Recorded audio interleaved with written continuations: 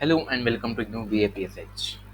तो आज हम BPCS 186 का यूनिट नंबर 3 देखने जा रहे हैं, जिसका टाइटल है factors contributing to stress proneness.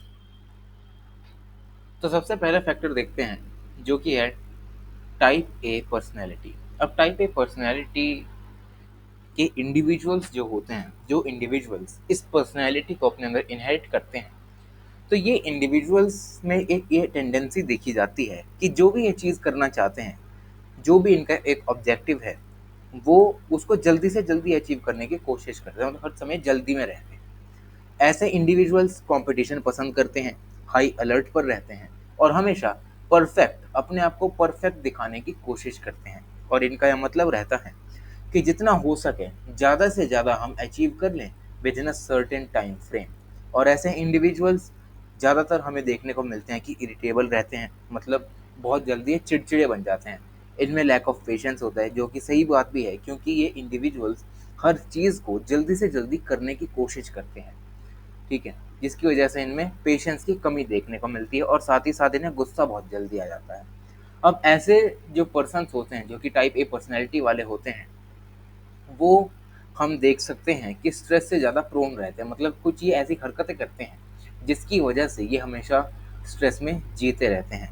अब जो शेफर नाम के स्कॉलर हैं, वो इनके कुछ कंपोनेंट्स भी बताते हैं कि क्या ऐसे कंपोनेंट्स हैं जो कि टाइप ए वाले बिहेवियर में हमें देखने को मिलते हैं। सबसे पहला आता है स्टेटस इनसिक्योरिटी। अब जो इंडिविजुअल टाइप ए पर्सनैलिटी को यहाँ पर फेवर करते हैं, वो हमेशा स्टेटस इनसिक्योरिटी को यहाँ पर डिस्प्ले करने की कोशिश करते हैं, जो कि ये दिखाना चाहते हैं कि इनके पास हमेशा लो सेल्फ एस्टीम है।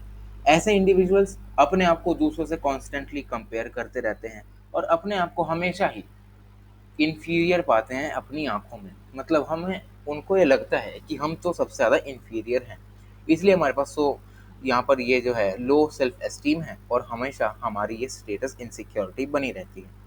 साथ ही साथ ये ऐसे इंडिविजुअल्स होते हैं जो कि हमेशा अपने सेल्फ एस्टीम को इन्हेंस करने के लिए लगे रहते हैं, कॉन्स्टेंटली स्ट्राइव करते रहते हैं, ताकि इनका जो लो सेल्फ एस्टीम है वो इसे एनहेंस कर कर ज़्यादा करके रख सकें। और साथ ही साथ ये इंडिविजुअल्स ऐसे होते हैं जो कि हाई एक्सपेक्टेशंस करते हैं अपने आप से और अपने आप के लिए सबसे ज़्यादा क्रिटिकल भी रहते हैं। मतलब कोई अगर इनकी एक्सपेक्टेशन है खुद से, अगर वो फुलफिल नहीं होती, तो ये हमेशा स्ट्रेस में चले जाते हैं और ये यहाँ पर सफ़र करते हैं।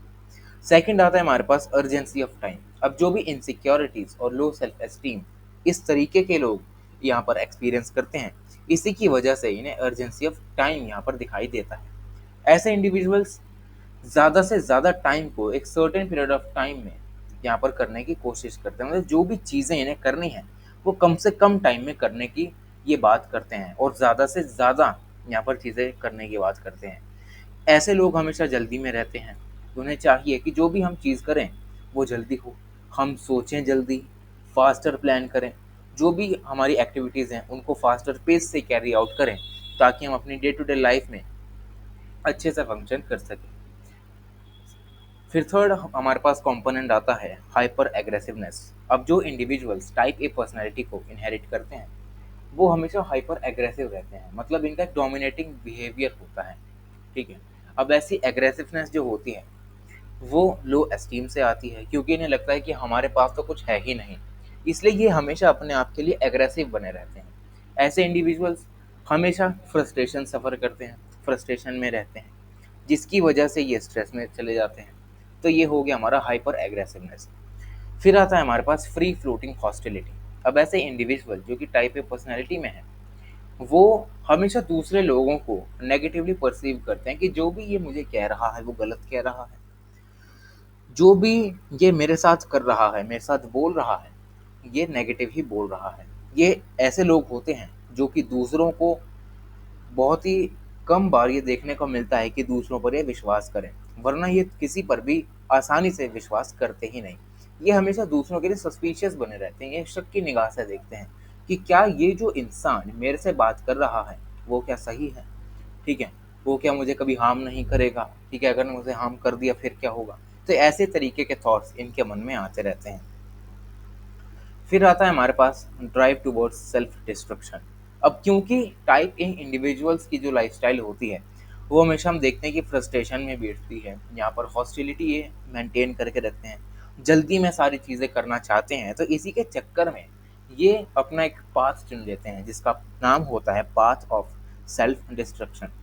इसमें होता क्या है कि हर चीज़ को ये जो भी इन्हें लगता है कि इनके लिए मुश्किल है, ये यहाँ से इनको भागने की कोशिश करते हैं, ठीक है, अपने आप को यहाँ से भगाने की कोशिश करते हैं ताकि जल्दी से जल्दी इन चीज़ों से एस्केप कर सकें। और इसी की वजह से ये सारे जो इंडिविजुअल्स होते हैं, इनका सेटिस्फेक्शन लेवल जो होता है with regard to job, health और होम, ये हमेशा लो ही हमें देखने को मिलता है। और ऐसे इंडिविजुअल्स में हमेशा एनर्जी कम रहती है, टेंशन ज़्यादा रहती है, और कभी कभार हमें ये भी देखने को मिलता है कि जो भी ये ऐसे इंडिविजुअल्स हैं टाइप ए वाले, वो डिस्ट्रेस के सिम्टम्स भी यहाँ पर शो करने लगते हैं। अब बात आती है यहाँ पर सेकंड, यहाँ पर कंपोनेंट की। सेकंड कंपोनेंट है हॉस्टिलिटी। अब हॉस्टिलिटी अगर हम नॉर्मल कंटेक्स्ट में देखें तो नॉर्मल कंटेक्स्ट में यही आता है कि कोई भी एक इंसान है, उसे गुस्सा आया, उस गुस्से की वजह से उसका वायलेंट बिहेवियर हो गया। और अगर हम स्ट्रेस मैनेजमेंट के पर्सपेक्टिव से देखें तो ये सिर्फ गुस्सा जो बदल जाता है वॉयलेंट बिहेवियर में, ये नहीं है, बल्कि ये है इरिटेबिलिटी एंड एंगर, जो कि एक इंडिविजुअल अपने आप में एक्सपीरियंस करता है। ऐसी हॉस्टिलिटी को हम सिंपल लाइफ इवेंट से भी यहाँ पर एक्सपीरियंस करके देख सकते हैं। जैसे कि आप एक ऑफिस में काम करते हैं, आपका कलीग आपके लिए चाय लाता है और वो चाय वो गिरा देता है आपके ऑफिस के टेबल पर। अब जिस इंसान ने आपके ऑफिस के टेबल पर चाय गिराई, आप उसके लिए हमेशा गुस्से में रहते हैं, ठीक है, आप उससे बात करने से बचते हैं, ठीक है, उससे एस्केप करने की कोशिश करते हैं, क्योंकि आपको लगता है कि अगर मैंने इससे बात की तब तो मेरा कुछ नहीं हो पाएगा, ठीक है। कुछ ऐसी चीज़ें हम यहाँ पर इस पर्टिकुलर इंडिविजुअल के परसीव कर लेते हैं जो कि हमको यहाँ पर हॉस्टाइल बना देती हैं उस पर्टिकुलर पर्सन के। फिर हमें एक और एग्जांपल यहाँ पर दिखाई देता है कि एक फैमिली मेंबर है, उसने आपकी कुर्सी पर कपड़े रख दिए। अब वो उसने कपड़े उठा के रखे नहीं दूसरी जगह पर जहाँ उन्हें होना चाहिए। तो जिस इंसान ने आपकी कुर्सी के ऊपर यहाँ पर अनफोल्डेड क्लोथ्स को रखा है, अब आप उस इंसान को नेगेटिवली परसीव करना चालू कर देंगे। आपका उस इंसान के लिए गुस्सा बढ़ने लगेगा। आप उस इंसान के लिए ज़्यादा हॉस्टाइल हो जाएँगे, क्योंकि जब भी ये इंसान आपके सामने आएगा, या तो आप इसको एग्रेसिवली जवाब देंगे या इसको गुस्सा करेंगे इस पे सबसे ज़्यादा। तो यही चीज़ें होती हैं। ऐसे इंडिविजुअल्स जो कि ज़्यादा हॉस्टाइल होते हैं, वो हमेशा दूसरों पर ब्लेम करते रहते हैं, दूसरों पर इल्ज़ाम लगाते रहते हैं, और अपने आप में सबसे ज़्यादा ये एंगर को एक्सप्रेस करते हैं किसी भी पर्टिकुलर इंडिविजुअल पे जो भी इनके साथ कुछ गलत कर देता है। इसकी वजह से ऐसे इंडिविजुअल्स एग्रेसिव बिहेवियर को इनहेरिट करते हैं, ठीक है। और ऐसे इंडिविजुअल्स हमेशा दूसरों को स्केप्टिकल या साइनिकल यहाँ पर नज़रों से देखते हैं, मतलब ये हम कह सकते हैं कि एक शक की नज़र से ये देखते हैं दूसरों को। तो ये इस कंटेक्स्ट में हम हॉस्टिलिटी को यहाँ पर समझ सकते हैं। फिर आता है परफेक्शनिज्म। अब जो परफेक्शनिज्म है वो भी एक स्ट्रेस प्रोननेस का एक फैक्टर है। परफेक्शनिज्म हम इस तरीके से डिस्क्राइब कर सकते हैं कि एक जो इंडिविजुअल है उसकी अपने आप से क्या क्या यहाँ पर एक्सपेक्टेशंस हैं, और वही इंडिविजुअल दूसरों से क्या क्या एक्सपेक्ट करता है। जो भी डिमांड वो खुद से करे या वो दूसरों से चाहे, वो बिना किसी कॉम्प्रोमाइज़ के अच्छी तरीके से परफेक्टली फुलफिल होनी ही चाहिए। तो यही होता है हमारा परफेक्शनिज्म। क्योंकि अगर एक इंडिविजुअल है, वो अगर इंटरनल परफेक्शनिज्म में है, तो हम ये देख सकते हैं कि जो इंटरनल परफेक्शनिज्म वाले जो ह्यूमंस होते हैं, उनकी अपने आप से एक्सपेक्टेशंस बहुत ज़्यादा हाई रहती हैं। अब बहुत ज़्यादा हाई रहती हैं, अगर उस पर्टिकुलर वे में वो काम होता नहीं, तो वो अपने आप को यहाँ पर ब्लेम करना चालू कर देते हैं, अपने एबिलिटीज़ के ऊपर यहाँ पर सवाल उठाते हैं कि हम तो कुछ कर ही नहीं सकते, हमसे तो ये होने ही नहीं वाला। ये होता है हमारे पास इंटरनल परफेक्शनिज्म, कि अपने आप को परफेक्ट बनाने के लिए ये अपने आप को ब्लेम करना चालू कर देते हैं, जिससे कि उनकी अफेक्ट हेल्थ भी अफेक्ट होती है और साथ ही साथ उनकी प्रोडक्टिविटी भी यहाँ पर कहीं ना कहीं खत्म होती जाती है। सेकंड आता है एक्सटर्नल परफेक्शनिज्म। एक ऐसा टाइप का परफेक्शनिज्म कि मतलब एक इंडिविजुअल दूसरों से क्या एक्सपेक्ट करता है, उसकी दूसरों के साथ क्या क्या एक्सपेक्टेशंस हैं। अगर दूसरे उसकी एक्सपेक्टेशंस के हिसाब से यहाँ पर काम नहीं करते, वो दूसरों को यहाँ पर वो गुस्से से बात करता है उनके साथ, एग्रेसिव हो जाता है, या तो उनसे बात ही नहीं करता है। इससे उसकी सोशल रिलेशनशिप कम होने लगती हैं। इंटरपर्सनल जो कम्युनिकेशन होता है वो यहाँ पर हैम्पर होने लगता है। तो ये सारी चीज़ें यहाँ पर दोनों तरीके के परफेक्शनिज्म में हम समझ सकते हैं। और साथ ही साथ जो इंडिविजुअल्स ये देखते हैं कि जो इंटरनली ज़्यादा परफेक्शनिज्म को फॉलो करते हैं, वो इंडिविजुअल अगर कोई भी एक सिंगल मिस्टेक बना दें, कोई भी एक सिंगल मिस्टेक उनसे हो जाए और उनकी वजह से उसको फेलियर का सामना करना पड़े, तो ये क्या करते हैं कि उस पर्टिकुलर फेलियर को फेस नहीं करते। वो हमेशा दुखी रहते हैं, गुस्से में रहते हैं, और उस पर्टिकुलर फेलियर को सक्सेस में बदलने के लिए कोई भी यहाँ पर एफर्ट्स नहीं लगाते, क्योंकि उन्हें लगता है कि एक बार मुझसे गलत हो गया तो मेरा मतलब ही यही है कि मैं तो हमेशा ही गलत ही करूँगा। इस तरीके के थॉट्स ये परफेक्शनिज्म वाले यहाँ पर एक्सपीरियंस करते हैं। फिर आता है हमारे पास प्रोक्रास्टिनेशन। अब प्रोक्रास्टिनेशन से हम जानते हैं कि क्या होता है।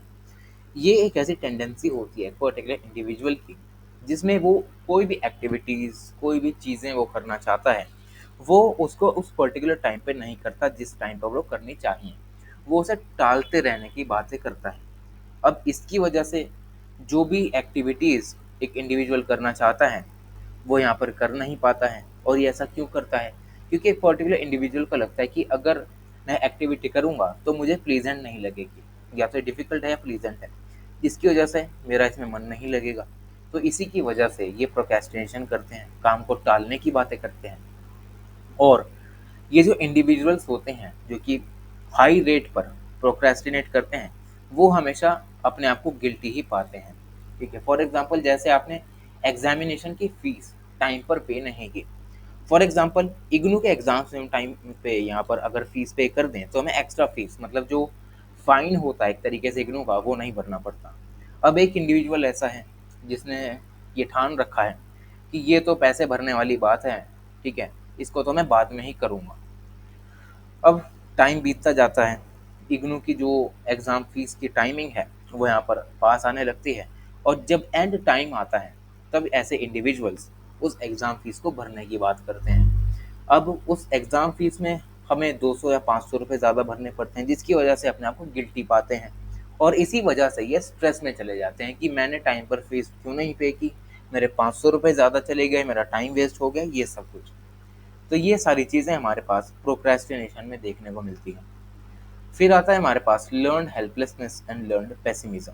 अब जो लर्न हेल्पलेसनेस है वो एक सेलिंगमैन नाम के एक स्कॉलर देते हैं, जो ये कहते हैं कि लर्न हेल्पलेसनेस एक ऐसी टेंडेंसी है कि जब एक इंडिविजुअल कुछ ऐसे पर्टिकुलर लाइफ इवेंट्स को फेस कर लेता है जो कि उसके कंट्रोल से बाहर होते हैं, जो कि वो कंट्रोल नहीं कर पाता, तो वो हेल्पलेस बन जाता है, जिसको लर्न हेल्पलेसनेस मानते हैं। वहीं लर्न पेसिमिज्म की अगर मैं बात करूं, तो एक ऐसी टेंडेंसी होती है किसी भी इंडिविजुअल की कि उसमें एक इंडिविजुअल उसके साथ होने वाले सभी बैड इवेंट्स को खुद के साथ यहाँ पर देखने लगता है कि जो भी ये मुझसे साथ गलत हुआ वो सिर्फ मेरी वजह से गलत हुआ। ठीक है, इसी तरीके के पैटर्न पर वो जो पर्टिकुलर इंसान है वो सोचना चालू कर देता है। उसके बाद अगर कोई उनके साथ पॉजिटिव थिंक भी होती है, फिर ऐसे इंडिविजुअल क्या करते हैं कि जो भी मेरे साथ पॉजिटिव चीज़ हुई वो तो भाई लक बाय चांस था, ठीक है, लक की वजह से मेरा लक अच्छा था कि ये चीज़ मेरे साथ हो गई, या कुछ एक्सटर्नल फोर्सेस थी कि जिसकी वजह से मैं चीज़ अचीव कर पाई। तो ये सारी चीज़ें हमारे पास लर्न हेल्पलेसनेस और लर्न पेसिमिज्म में आती हैं। फिर आता है हमारे पास मॉडरेटर्स ऑफ स्ट्रेस, कि स्ट्रेस से हम यहाँ पर अपने आप को दूर कैसे रख सकते हैं। तो सबसे पहला मॉडरेटर आता है हमारे पास एलओसी, मतलब लोकस ऑफ कंट्रोल। तो लोकस ऑफ कंट्रोल एक ऐसी डिग्री होती है इंडिविजुअल की जिसकी वजह से एक इंडिविजुअल अपनी लाइफ में एजेंसी को फील करता है। इसका सीधा साधा मतलब यही है कि जो भी उसका बिहेवियर है, जो भी उसका आउटकम निकल रहा है उस पर्टिकुलर बिहेवियर से रिलेटेड, उस पर्टिकुलर आउटकम या बिहेवियर पर उसका कितना कंट्रोल है। तो यही है हमारा एलओसी। अब एलओसी को हम दो तरीके में डिवाइड करते हैं, जिसमें सबसे पहला आता है इंटरनल एलओसी। जो इंसान इंटरनल एलओसी वाले होते हैं वो ये बिलीव करते हैं कि जो भी उनके साथ चीज़ें हो रही हैं वो उनकी एबिलिटीज़, उनके एक्शंस या उनके मिस्टेक्स की वजह से हो रही हैं। ठीक है, उनकी एबिलिटीज़ की वजह से उन्हें ऐसा रिजल्ट देखने को मिल रहा है, उन्होंने कुछ ऐसे एक्शंस कर लिए जिसकी वजह से उनको ये बैड रिजल्ट दिखाई दे रहा है, तो ये सारी चीज़ें इंटरनल एलओसी वाले करते हैं। जब भी फॉर एग्जांपल के लिए में दिया गया है कि जब भी वो एग्ज़ाम में या तो कम नंबर लाते हैं या फेल हो जाते हैं, तो वो ये देखते हैं कि अपने आप को ब्लेम करने की कोशिश करते हैं, ठीक है? अपने आप को यहाँ पर कोसते हैं कि क्यों मेरे साथ ऐसा हुआ? अपनी एबिलिटीज़ पर सवाल उठाने की कोशिश करते हैं। वहीं इंटरनल एलओसी वाले लोग जो होते हैं, अगर कुछ उनके साथ अच्छा भी हो जाए, तब भी वो अपने आप को शाबाशी देना चालू कर देते हैं कि ये सब तो मैंने किया था और मेरी ही वजह से ये सारा काम हुआ है और ये मैंने अचीव किया है। तो ये सारी चीज़ें इंटरनल वाले करते हैं। अब आती है बात एक्सटर्नल एलओसी वालों पे। अब ये कुछ ऐसे इंडिविजुअल्स होते हैं, जो भी इनके साथ हो, ठीक है? भले ही वो पॉजिटिव थिंग हो, सक्सेस हो, फेलियर हो, वो हमेशा लक बाय चांस होता है, ठीक है? इनका लक ऐसा था, अभी ये सक्सेस हो गया, और एक इसका लक तो बहुत ही बेकार था, ये तो फेल हो गया। ऐसी चीज़ें यहाँ पर ये सोचते हैं। अब इनके साथ कोई पॉजिटिव थिंग हो जाए, तब ये दूसरों को ब्लेम करेंगे कि चलो भाई, ये तो लक का चांस था, मेरे पास ये हो गया, तो मैंने अचीव कर लिया, मेरा अच्छा रिजल्ट आ गया। वहीं इनके साथ कुछ बुरा होता है, इनके एग्ज़ाम में कम नंबर आते हैं, तो टीचर पर ब्लेम लगाने की कोशिश करते हैं कि टीचर ने तो हमें चीटिंग ही नहीं करने दी और टीचर ने इतना मुश्किल एग्ज़ाम बना दिया कि मैं कर ही नहीं पाया। तो ये होते हैं एक्सटर्नल एलओसी वाले लोग। फिर आता है हमारे पास हार्डीनेस। अब हार्डीनेस एक ऐसी टेंडेंसी होती है जहाँ पर जो इंडिविजुअल्स होते हैं वो चैलेंजेस को लाइक करने की कोशिश करते हैं, मतलब उनका एक स्ट्रॉन्ग सेंस ऑफ कमिटमेंट होता है, एक कंट्रोल होता है स्ट्रेस पर।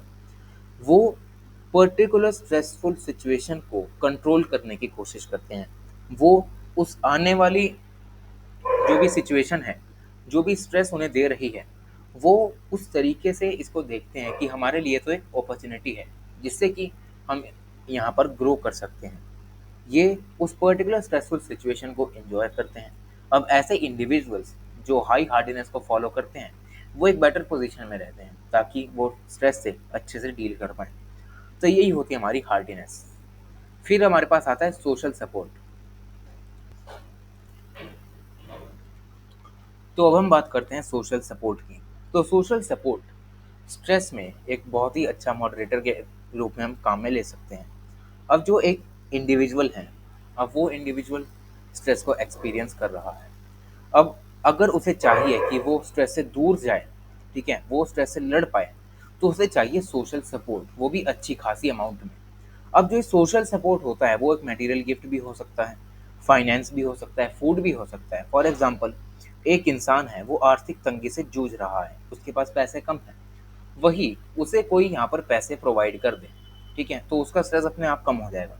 तो वो पैसा एक सोशल सपोर्ट हो गया। सोशल सपोर्ट का मतलब ये नहीं होता कि 2-4 लोग आपको यहाँ पर आ जाएँ कि सहानुभूति देने लग जाएँ कि भाई तेरे साथ ये गलत हुआ, हम तेरे साथ हैं, ऐसा नहीं। इसमें material gifts, finance, food, information, ये सब आते हैं। सोशल सपोर्ट इमोशनल भी हो सकता है नेचर में। अब जैसे-जैसे हमें सोशल सपोर्ट मिलने लगता है, हमारी स्ट्रेस रिएक्टिविटी कम होने लगती है, हमें स्ट्रेस कम होने लगता है। इसी वजह से जो इंडिविजुअल एम्पल अमाउंट में सोशल सपोर्ट गेन करते हैं, वो स्ट्रेस के नेगेटिव इम्पैक्ट से यहाँ पर बच जाते हैं। उन्हें इससे सफ़र नहीं करना पड़ता। वहीं जिन लोगों को सोशल सपोर्ट नहीं मिलता, वो सबसे ज़्यादा स्ट्रेस से यहाँ पर अफेक्टेड रहते हैं, सफ़र करते हैं। फिर हमारे पास आता है optimism and pessimism. Optimistic individuals ये होते हैं कि जो आसानी से स्ट्रेस से अफेक्ट हो जाते हैं, मतलब स्ट्रेस जैसे ही उन्हें आता है, उनकी प्रोडक्टिविटी गिर जाती है, उनकी रिलेशनशिप्स में जो भी हैं वहाँ बाधाएं आने लगती हैं, ठीक है? जो भी उनका वर्क प्लेस का काम है, उनका उस काम में मन नहीं लगने लगता। तो ये होते हैं ऑप्टिमिस्टिक लोग, ठीक है?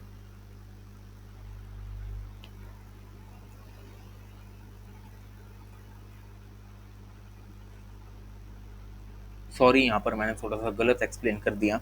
ऑप्टिमिस्टिक जो लोग होते हैं, वो स्ट्रेस से एडिक्वेटली यहाँ पर डील करते हैं, ठीक है? वो आसानी से यहाँ पर स्ट्रेस के कब्जे में नहीं आते। ऑप्टिमिज्म हम इस तरीके से भी समझ सकते हैं कि ऐसे लोग जो ऑप्टिमिज्म को ज़्यादा फॉलो करते हैं, वो इंडिविजुअल्स स्ट्रेसफुल सिचुएशन में बाउंस बैक करने की टेंडेंसी को ज़्यादा यहाँ पर अपने अंदर इनहेरिट करते हैं, मतलब वो सेटबैक का जवाब कमबैक से देना ज़्यादा पसंद करते हैं। तो ये होते हैं हमारे पास ऑप्टिमिज्म वाले लोग। वहीं अगर हम पेसिमिज्म को देखें, तो ये ऐसे लोग होते हैं जो कि स्ट्रेस से बहुत ज़्यादा अफेक्ट हो जाते हैं, ठीक है?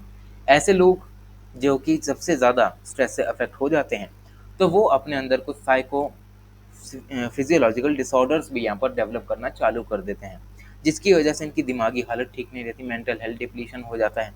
इनकी फिजिकल जो बॉडी होती है वो भी यहाँ पर डिप्लीशन होना उसका चालू हो जाता है। फिर आता है हमारे पास लास्ट में जेंडर एंड कल्चर। अब जो जेंडर एंड कल्चर है, इसमें हमें ये बताया गया है कि जो स्ट्रेस का मॉडरेटर है ये एक बहुत ही इंपॉर्टेंट है, क्योंकि सोशलाइजेशन अगर हम देखें तो जेंडर और एज वेल एज कल्चर इन दोनों पर यहाँ पर इम्पैक्ट करता है, किसी भी इंडिविजुअल की पर्सनैलिटी, उसके बिलीव्स और उसके एटीट्यूड्स पर।